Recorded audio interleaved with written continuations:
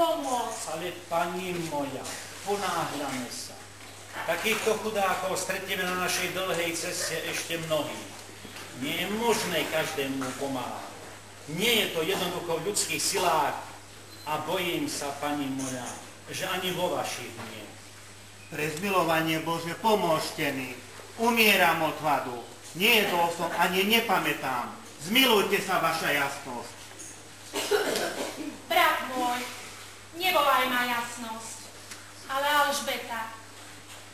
Som tvoja sestra. Sme dlho na ceste. Zásoby sa nám minuli. Žiaľ, nemám žiaden pokrm. Ale pomôžem ti. Pani moja, ako chcete pomôcť tomuto nešťastníkovi, keď ste sama celý týždeň nejedli? Svet je plný strachu, zloby, nešťastia, vojen, skazy. Pod oknami palácov zomierajú ľudia. Pani moja, ponáhľame sa. Neviem, ako by sme mohli pomôcť tomuto chudákovi. Otče, ten človek potrebuje pomoc. Teraz a tu. Nesmieme iba hovoriť, čo sa nedá a prečo sa nedá. Musíme konať. Spomeň na milosrdného Samaritána. Znešená pani Alžbeta, pomôžte. Umieram od hladu. Pani moja, naozaj je potrebné pomôcť človeku hlavne vtedy, keď to potrebuje.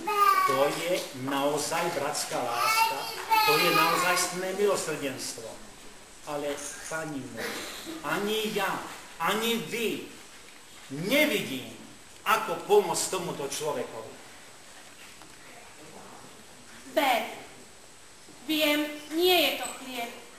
Je to len rukavička, ale predkávaná zlatom. Mne je na nič.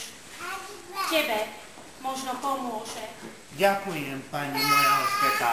Boh sa vám odmení. Ďakujem. Pani moja, na čo je bedárovi, ktorý zomiera od hladu? Ako vždy. Skutky tvoje sú plné Božej milosti a svet trpí na nedostatok lásky a milosrdenstva. A z toho pramení aj celá chudoba. Pani moja, aj keď prídeme do Marburgu dosť neskoro, a dokonca hladný a uzimený, na srdci budeme mať úžasný pocit, že sme pomohli človekovi v núdzi. Boh žije.